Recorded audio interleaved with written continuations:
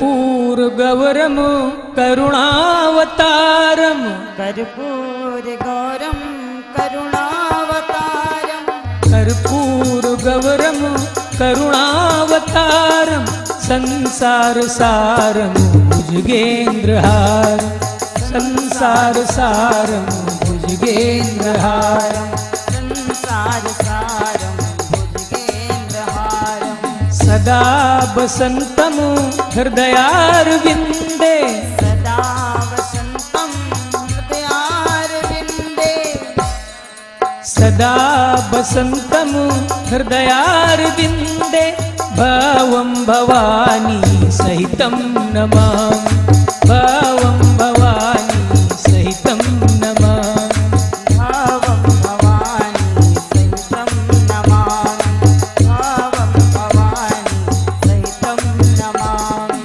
नीलाम्बुजश्यामलं कोमलांगं नीलाम्बुजश्यामलं कोमलांगं नीलाम्बुजश्यामलं कोमलांगं सीता समारोपित्वामभागं सीता समारोपित्वामभागं सीता समारोपित्वामभागं सीता समारोपित्वामभागं पाणो महासायक चारुचापं पाणो महासायक चारुचापं पाणो महासायक चारुचापं नामामि रामं रघुवंशनाथं नामामि रामं रघुवंशनाथं नामामि रामं रघुवंशनाथं नामामि रामं रघुवंशनाथं। प्रेम से बोलिए गणेश भगवान की जय।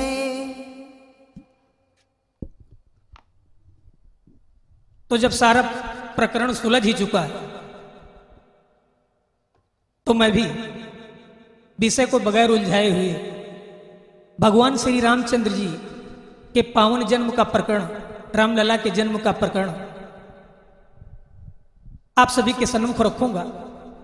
और उससे पहले उन्हीं से कहना है कि तेरी मर्जी का मैं हूँ गुलाम, तेरी मर्जी का मैं हूँ गुलाम, मेरे अलबेले राम मेरे अलबेले राम मेरे अलबेले राम मेरे अलबेले राम। तेरी मर्जी का मैं हूँ गुलाम, तेरी मर्जी का मैं हूँ गुलाम, मेरे अलबेले राम मेरे अलबेले राम मेरे अलबेले राम मेरे अलबेले राम।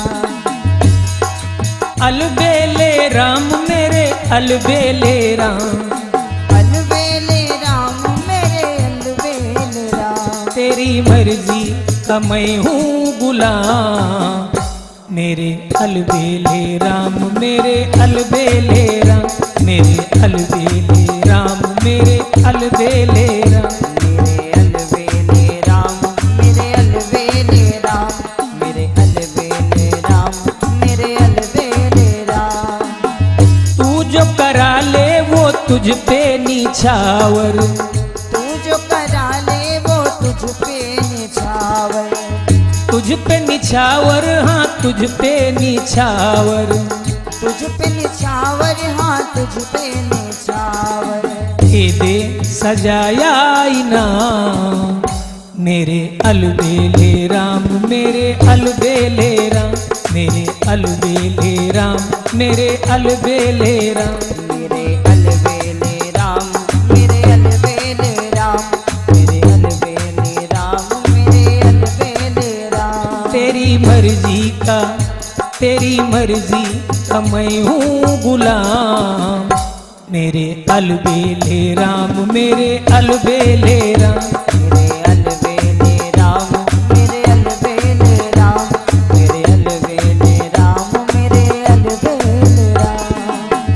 तेरी हर ख्वाहिश मेरी जिंदगी हो, तेरी हर ख्वाहिश मेरी जिंदगी हो, मेरी जिंदगी हो, मेरी जिंदगी हो, मेरी जिंदगी हो, मेरी जिंदगी हो।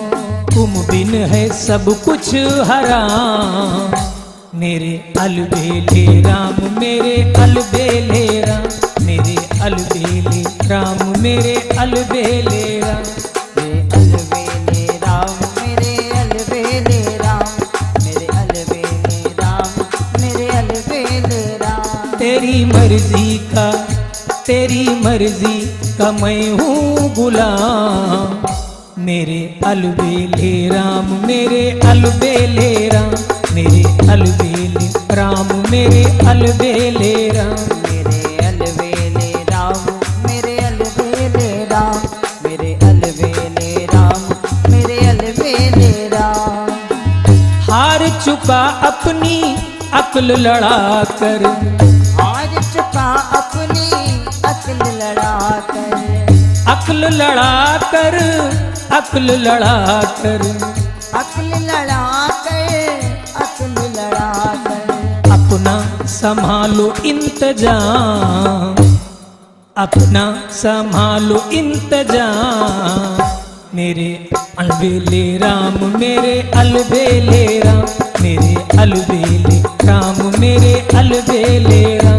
मेरे अलबेले राम, मेरे अलबेले राम, मेरे अलबेले राम, मेरे अलबेले राम। तेरी मर्जी का मैं हूँ गुलाम, मेरे अलबेले राम, मेरे अलबेले राम, मेरे अलबेले राम, मेरे अलबेले राम, मेरे अलबेले राम, मेरे अलबेले राम। प्रेम से बोलिए सीतारामचंद्र भगवान की। जय। तो अयोध्या में सूर्यवंश की 61वीं पीढ़ी के राजा महाराज दशरथ का सुंदर सा साम्राज्य है। महाराज दशरथ के पास सब कुछ है, परंतु उनके पास एक अमूल्य रत्न नहीं है, वो है संतान या पुत्र। परंतु महाराज 10 इंद्रियों को बस में रखने वाले हैं, इसीलिए उनका नाम दशरथ है। प्रजा को ही अपना पुत्र समझते। धीरे धीरे उनकी जिंदगी चौथे पड़ाव पर आने को हो गई, और अब तक दशरथ जी को बड़ा मलाल नहीं है कि मैं निसंतान हूं। लेकिन स्वामी जी ने एक बार लिखा है, एक बार भूपति मन माही, एक बार भूपति मन माही, भई गलानी मोरे सुत नाही।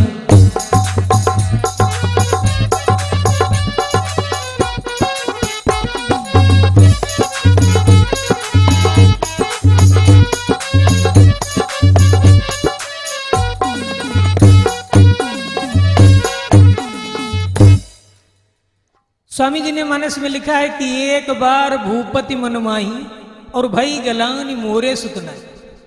अच्छा, इतने संयमी राजा जिनके बस में 10 इंद्रियां हैं, वो आखिर चौथेपन में गलान के शिकार कैसे हो गए? मैंने पहले भी कहा है कि प्रकरण को ज्यादा उलझाऊंगा नहीं, क्योंकि प्रसंग पहले सुलझ चुका। इसलिए इतना ही कहना है, एक कारण कि आखिर वो कौन सी बात रही जिसके कारण महाराज दशरथ इतना व्यथित हुए और वो गलानी के शिकार हुए। छोटा सा एक कारण सुने, फिर प्रभु रामलला के पावन से जन्म की ओर चलेंगे और वो प्रसंग श्रवण करेंगे। कहते हैं कि एक बार महाराज दशरथ सिंहासन पर विराजमान है और पार्षद लोग उनके शरीर पर चावल डुला रहे हैं, हवा कर रहे हैं। इतने में नारद जी आ गए, और जब नारद जी ने दशरथ जी की दशा देखी ना, तो दशरथ जी का बदन पसीना पसीना। खैर, इतने पर भी दशरथ जी ने नारद जी को प्रणाम किया और नारद जी ने आशीर्वाद दिया। नारद जी बोल पड़े कि महाराज, अरे है बदन क्यों पसीने से लथपथ, है बदन क्यों पसीने से लथपथ, कुछ समझ में ही आता नहीं है।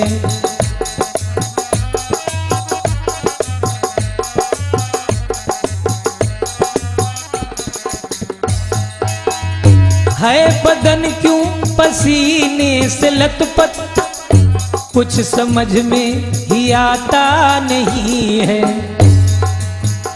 स्वर्ग जैसे सुहाने भवन में, स्वर्ग जैसे सुहाने भवन में, तन ये आराम पाता नहीं है।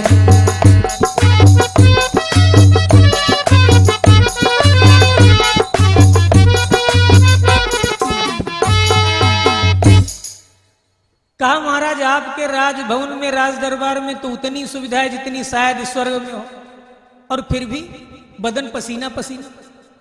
दशरथ जी मुस्कुराकर बोल पड़े कि हे देवर्षि, मेरे पसीने का कारण मेरा दरबार नहीं है।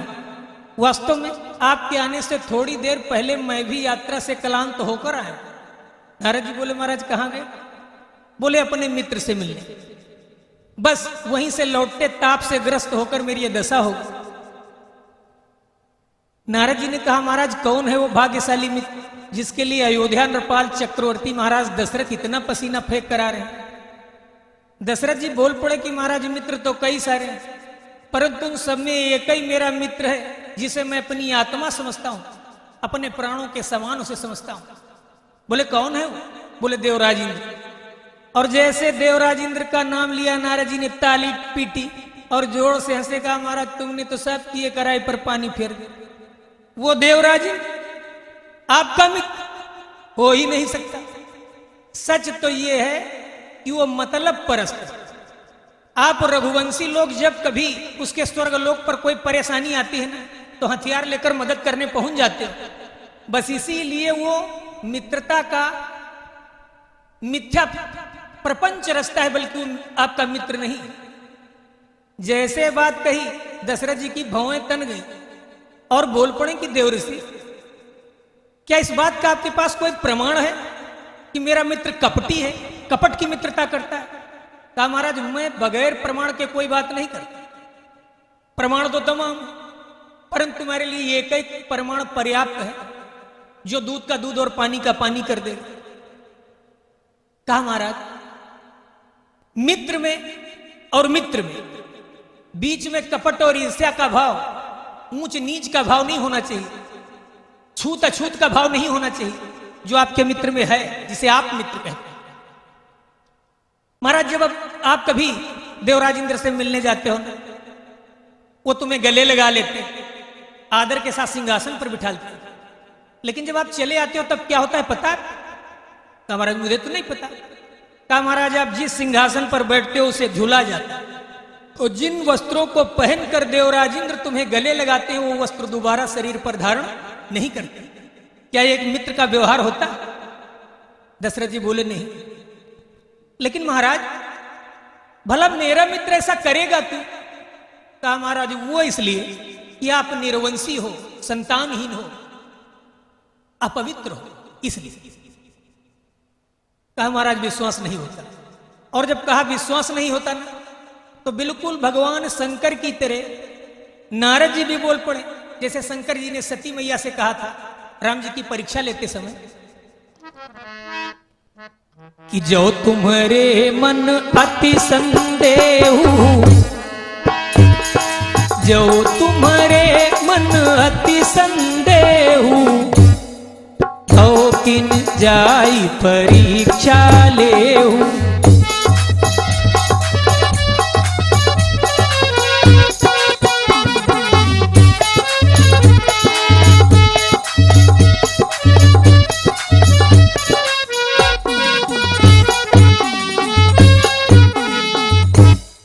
बिल्कुल वैसे ही नारद जी बोल पड़े कि महाराज विश्वास नहीं है तो मेरी बात की आप जांच कर लो। अच्छा इतना कहकर थोड़ी देर तक मेहमानी में नारद जी रुके, फिर चले गए, लेकिन दशरथ जी के कलेजे में आग जल उठी, आग।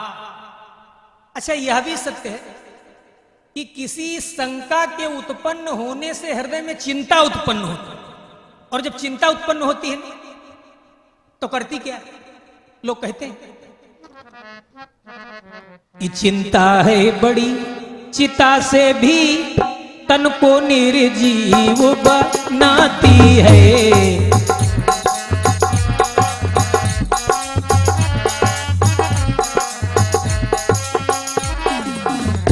चिंता है बड़ी चिता से भी तन को निर्जीव बनाती है। मुर्दे को चिता जलाती है, चिंता जीते को खाती है।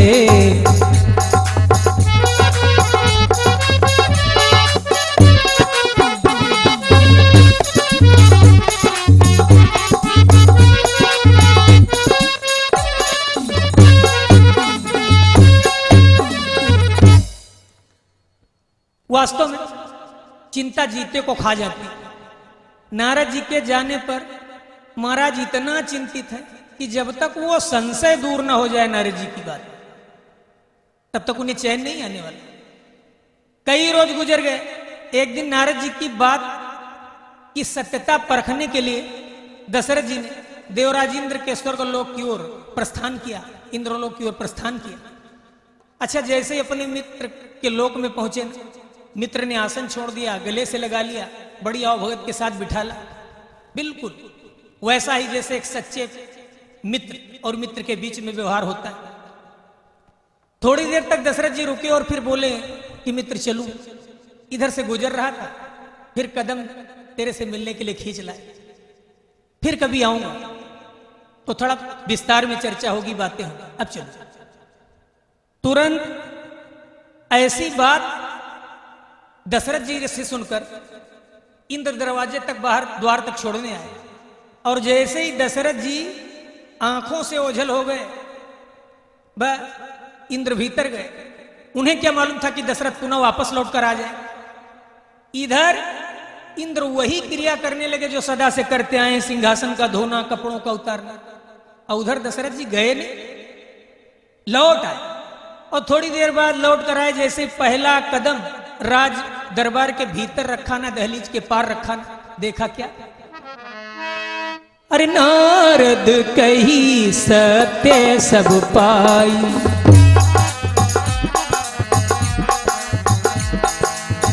नारद कही सत्य सब पाई, नारद कही सत्य सब पाई। इंद्र सिंहासन रहे धुलाई,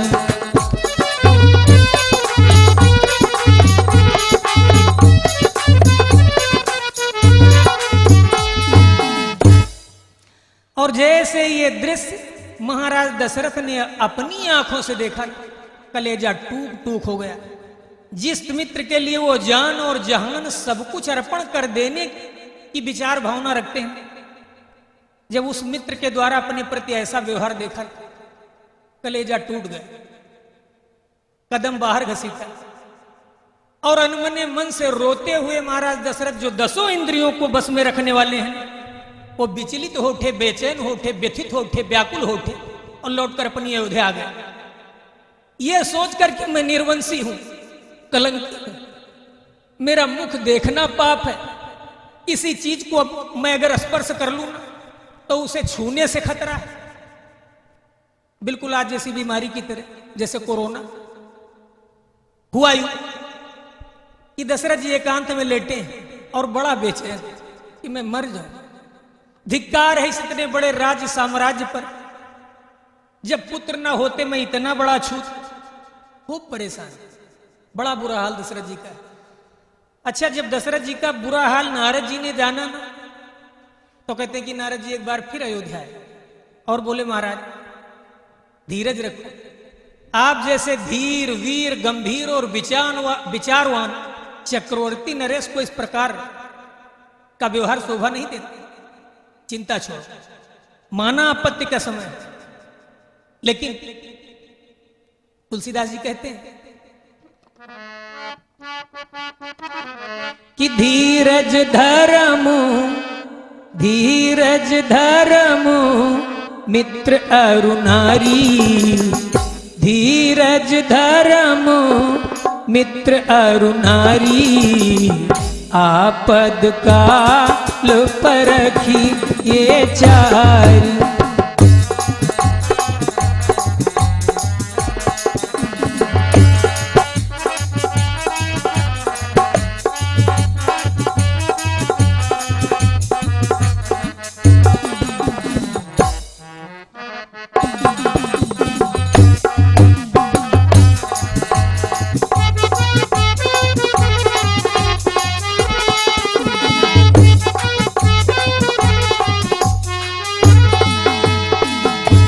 का महाराज इस विषैले समय थोड़ा धीरे से काम है।